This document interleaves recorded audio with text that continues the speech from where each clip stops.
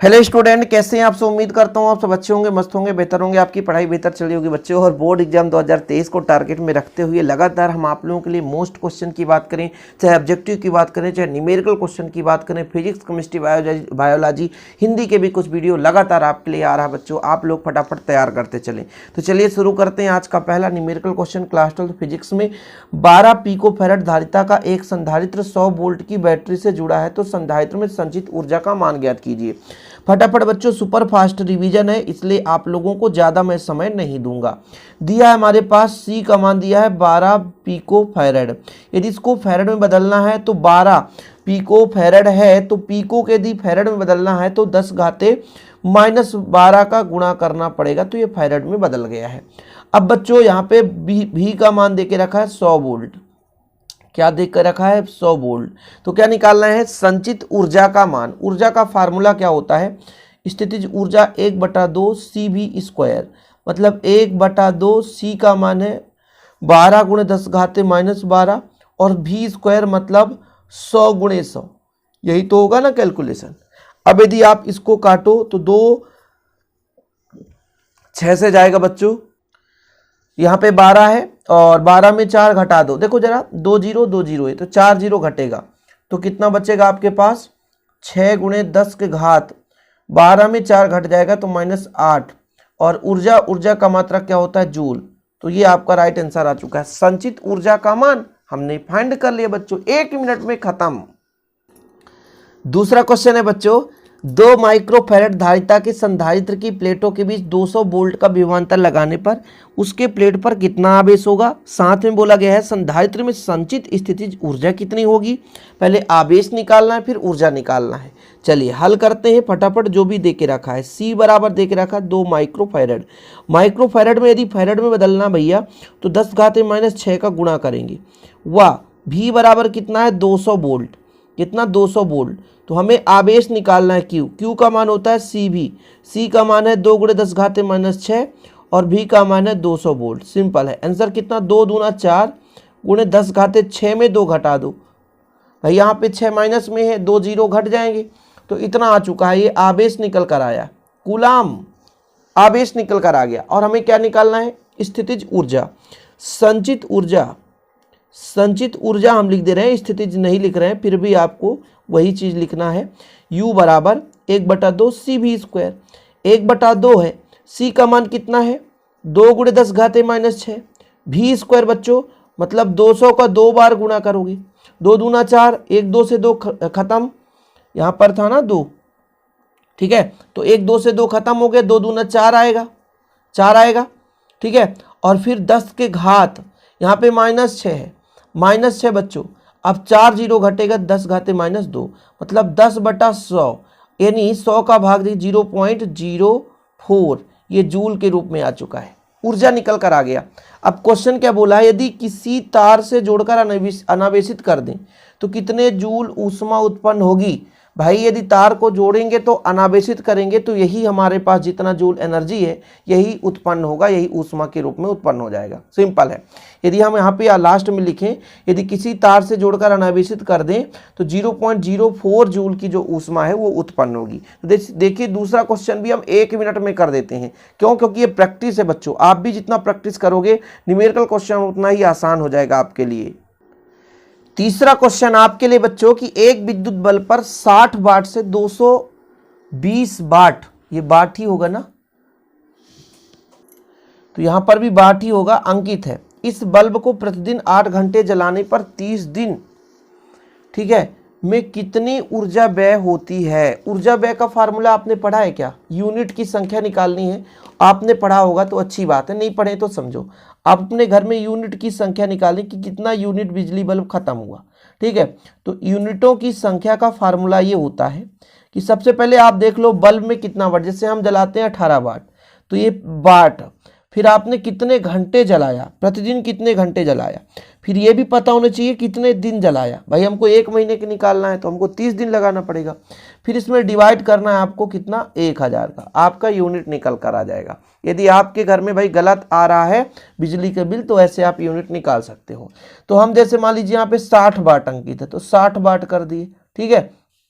फिर बच्चों हम 60 वाट का निकाल रहे हैं, कितने घंटे जला रहे हैं, इस पे बोला है 8 घंटे। देखो 8 घंटे जलाते हैं, कितने दिन जलाए, 30 दिन के लिए जलाए, डिवाइड बाय ये आपका 1000, 0 से 0, 0 से 0, ठीक है। कितना निकल कर आएगा, 36 का 18 और 18 8 144, 144 में 10 का भाग दोगे तो 14.3। अब ये किलो वाट घंटा, तो kWh लिखोगे, ये हमारा यूनिट का संख्या निकल कर आ गया। अब मान लीजिए 10 रुपये यूनिट बिजली का बिल आपके एरिया में, 10 का गुणा कर दो तो कितना आएगा, 140 रुपये आएगा, ऐसे कुछ करके। 8 रुपये तो 8 का गुणा कर दो, 50 रुपये तो 50 का गुणा कर दो, उतना आपका बिजली का बिल आ जाएगा। यहाँ पे आपका बच्चों 4 हो गए ना, 144 है तो ये दोनों 144 है तो 114 देखो कभी कभी बोलते कुछ और है, लिख कुछ और जाता है, इसलिए इसके लिए माफी चाहता हूँ। इसके बाद अगला क्वेश्चन देखते हैं। तो फिर भैया 1 ओम 2 ओम और 3 ओम के, आज भैया लाइट कितना परेशान कर रखा है यार। 1 ओम 2 ओम और 3 ओम के 3 प्रतिरोध श्रेणी क्रम में जोड़े गए हैं। तुल्य प्रतिरोध की गणना कीजिए यदि इस संयोजन में 6 वोल्ट विद्युत वाहक बल के स्रोत से श्रेणी क्रम में जोड़ दिया गया है, मतलब विद्युत वाहक बल से जोड़ा गया है ना, तो परिपथ में कितनी धारा बहेगी। ये देखो गांव का हाल है, लाइट बहुत परेशान कर रखा है यार, है ना। चलिए कोई बात नहीं, हम तो पढ़ाएंगे। देखो हमारे पास हालांकि इन्वर्टर है, इस कारण से लाइट जाता नहीं है, लेकिन आवाज़ बहुत देता है भैया। चलो हल करते हैं, परेशानी से भी डरना है तो फिर दिक्कत हो जाएगी ना। देखो क्या बोला है, 3 हमारे पास प्रतिरोध है। पहली बात हमारे पास R1 का मान है 1 ओम, R2 का मान है 2 ओम, R3 का मान है 3 ओम। इसको श्रेणी क्रम में जोड़ दिया गया, सीरीज कॉम्बिनेशन, इसलिए RS सीरीज में क्या हो जाएगा, R1 plus R2 plus R3, मतलब 1 धन 2 धन 3 बराबर 6 ओम हो गया। अब बोला क्या है भाई, बोला है कि 6 वोल्ट विद्युत वाहक बल के स्रोत से जोड़ दिया जाए, मतलब आपके पास विद्युत वाहक बल, मतलब यहाँ पर विभवांतर हम V बराबर बोलेंगे 6 वोल्ट, ठीक है। बिल्कुल सॉल्यूशन बहुत सिंपल होता है यार, बहुत कठिन होता नहीं है। जितना बड़ा क्वेश्चन होता है उससे भी छोटा सॉल्यूशन होता है। हमें फाइंड क्या करना है बच्चों, हमें फाइंड करना है धारा। अब धारा बराबर क्या होता है, चूंकि I बराबर होता है कितना होता है, V बटा R, तो V का मान 6 और R का मान भी 6 बराबर 1 एम्पियर। अब क्या चाहिए, ये आंसर आ गया भाई, आंसर आ गया 1 एम्पियर बच्चों, 1 एम्पियर धारा बह रही है। चलिए अगले प्रश्न पर चलते हैं बच्चों। किसी चालक में 1 एम्पियर की धारा प्रवाहित हो रही है, उसके किसी अनुप्रस्थ परिच्छेद से 1 सेकेंड में बहने वाली इलेक्ट्रॉनों की संख्या निकालिए। चलिए हल करते हैं। सबसे पहले दिया क्या है, I बराबर 1 एम्पियर, ये आपका धारा दे के रखा है, I बराबर 1 एम्पियर, टाइम T बराबर 1 सेकेंड, टाइम देख रहा है T बराबर 1 सेकेंड। देखो जरा 1 सेकेंड तक बह रही है। अब यदि आपसे कह दूं 1 इलेक्ट्रॉन पर आवेश कितना होता है, 1.6 × 10⁻⁻19 कूलम, ये आपके पास 1 इलेक्ट्रॉन पर आवेश का मान है, ठीक। अब हमें क्या निकालना है, इलेक्ट्रॉनों की संख्या। तो यदि मैं कह दूं धारा क्या कहता है, धारा बराबर आवेश बटा समय, और धारा बराबर आवेश बटे समय, और आवेश कहता है Ne/T, सही है, यही चीज बोल रहा है ना। तो यदि हम इससे आपसे कह दें कि n का मान निकालूं, तो T इधर पक्षांतर हो जाएगा, कितना हो जाएगा, I × T/E, और I का मान कितना है 1, और भैया समय का मान भी 1, और E का मान है 1.6 × 10⁻⁻19। इसको जब आप सॉल्व करोगे तो I बराबर कितना निकल कर आएगा, इसको आप मान लो 16, 1/16 जब करोगे तो 16 पंचे से 16 6 96, फिर दशमलव हो जाएगा 25 लगभग, और बच्चों ये जाकर 10 घाते आपका -18 हो जाएगा। ये कैसे हो गया, समझ में नहीं आया आपके, चलो हम आपको बता रहे हैं कैसे हो गया। हमारे पास 1 एकम 1/1.6 × 10⁻⁻19। सबसे पहले बच्चों दशमलव हटाएंगे तो 1 0 ऊपर चला जाएगा, बटा में 16 और 10 की घात 19 हो गया, माइनस का तो प्लस में हो गया। 10 में भाग जा नहीं रहा इसलिए इसको 100 बना रहे हैं, तो 10 घात कितना हो गया, 18/100। 16, तो इसको 100 बना दिए। अब 16 6 96 और बच्चों बचा 4, तो 16 दूना 32 बचा 8 और 80 हो जाएगा, 16 पंचे 80। इस प्रकार से आंसर आएगा 6.25 गुणे 10 घाते 18। इस प्रकार से हमने कैलकुलेशन की है। देख सकते हो ना भाई, यहां से ऑब्जेक्टिव क्वेश्चन पूछता है कि भाई एक इलेक्ट्रॉन है हमारे पास, इलेक्ट्रॉन पर आवेश इतना है, किसी चालक में धारा बह रही है, ठीक है, इलेक्ट्रॉन का मान, एक इलेक्ट्रॉन पर आवेश इतना है, तो टोटल इलेक्ट्रॉन पर 1 एम्पीयर की धारा 1 सेकंड तक बहे तो कितने इलेक्ट्रॉन वहां से प्रवाहित होगी। ठीक, तो ये चीज आपको पता होना चाहिए कि इतने इलेक्ट्रॉन भाई प्रवाहित तो होंगी। इसके बाद अगला क्वेश्चन चलते हैं बच्चों। अगला क्वेश्चन देखिए, किसी चालक के किसी परिच्छेद से 0.1 सेकेंड में 10 घाते 18 इलेक्ट्रॉन प्रवाहित होते हैं। ठीक है, आगे चलो। धारा का मान निकालना है। यदि चालक के अनुप्रस्थ परिच्छेद का क्षेत्रफल, मतलब भाई कोई भी चालक है उसका क्षेत्रफल देके रखा 0.1 सेंटीमीटर स्क्वायर, तो धारा घनत्व का भी मान निकालना है। सबसे पहले आप देखो t बराबर कितना, 0.5 सेकेंड। देखो जरा, सबसे पहले दिया t बराबर, फिर नंबर ऑफ इलेक्ट्रॉन देके रखा है n बराबर 10 घाते 18, नंबर ऑफ इलेक्ट्रॉन दिया है। मैं आपसे कह दूं एक इलेक्ट्रॉन पर आवेश 1.6 गुणे 10 घाते -19 कूलम। ये तो कॉमन वाली बात है भाई कि जो भी क्वेश्चन में देख रखा है, जो हमसे पता है तो कर सकते हैं। वह a बराबर दिया है 0.1 सेंटीमीटर स्क्वायर। इसको मीटर में बदलेंगे, सेंटीमीटर को मीटर में बदलते तो 100 का भाग देते हैं, लेकिन यहाँ पर स्क्वायर है तो 4 जीरो का भाग देंगे, कुल मिलाकर आ जाएगा 0.1। 4 जीरो का भाग देंगे मतलब 4 घात माइनस 10 घात -4 का गुणा, और ये बदल गया हमारा मीटर स्क्वायर। मीटर में बदलना होता तो 100 का गुणा कर दे, लेकिन मीटर स्क्वायर में बदलना है, डबल की बात कर रहा है। सबसे पहले धारा का मान, धारा क्या कहता है, I बराबर Q/T, और Q बराबर N ही होता है, नंबर ऑफ इलेक्ट्रॉन पर टोटल कितने आवेश। ये लो, N का मान है 10 घात 18, E का मान 1.6 गुणे 10 घात -19, और भाई टाइम 0.5 सेकेंड। 0.5 सेकेंड, इसको कैलकुलेट करो, हम करेंगे कैलकुलेशन, बिल्कुल चिंता ना करें आप लोग। ये दशमलव से दशमलव हटा दो तो 16/5 हो जाएगा, गुणे 18, 19 में एक जाएगा 10 घाते माइनस कितना हो जाएगा बच्चों, 1 हो जाएगा, -1 बचेगा, -1 बचेगा।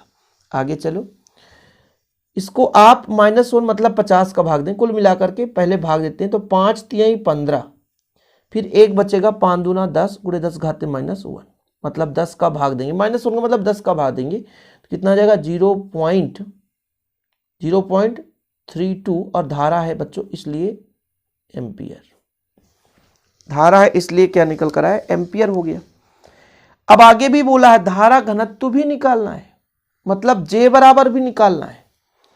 वह धारा घनत्व, धारा घनत्व इसका फार्मूला होता है J, एकांक क्षेत्रफल पर कितना धारा बह रहा है।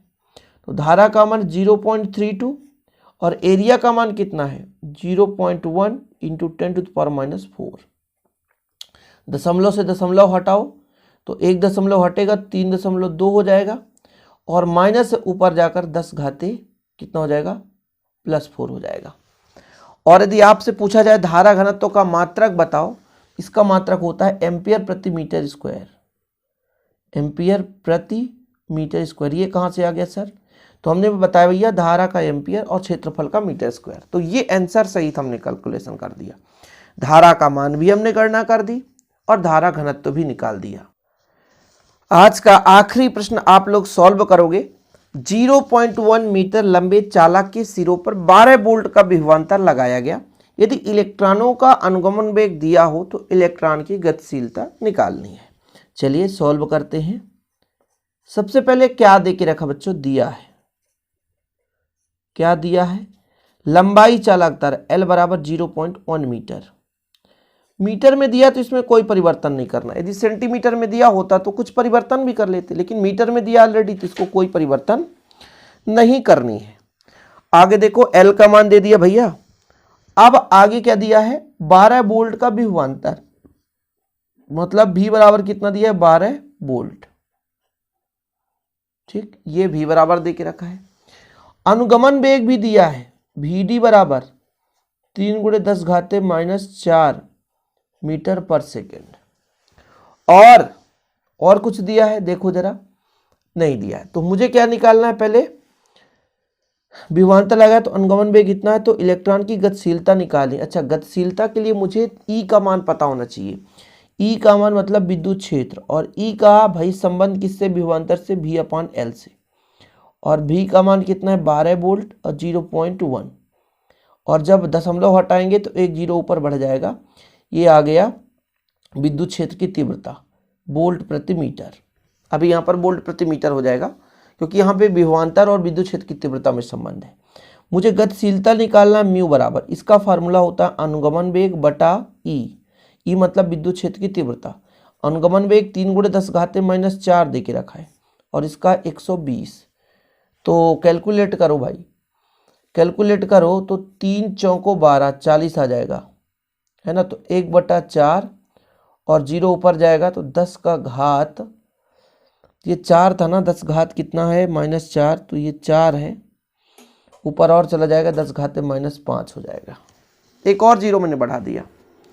अब इसको आप भाग दो भैया, भागने पहुँचे लब्ध शून्य, 10 हो जाएगा तो 4 दूना 8, फिर बच्चों कितना बचेगा, 2, तो 4 पंचा 20 × 10⁻⁻5। अब भाई यहाँ पर मैं दशमलव इधर ले जाना चाहता हूँ 2.5 में, तो एक और 0 की कमी हो जाएगी, यानी 10⁻⁻6 हो जाएगा। कमी मतलब माइनस होगा ना। और यही आपका विद्युतशीलता की और इलेक्ट्रॉन की गतिशीलता आ गया। इसका मात्रक है metre square volt inverse second inverse. इससे आप मात्रक निकाल सकते हैं। भाई अनुगमन वेग का क्या होता है, ई क्या होता है, इन दोनों से आप निकाल सकते हो। तो आज का आखिरी क्वेश्चन था। उम्मीद करता हूँ सारे प्रश्न आप लोग प्रैक्टिस कर लेंगे बोर्ड एग्जाम 2023 के लिए। आगे भी ऐसे ही हम आपके लिए वीडियो लाते रहेंगे। वीडियो पसंद आए तो लाइक करके शेयर जरूर करिए। जय हिंद, वंदे मातरम।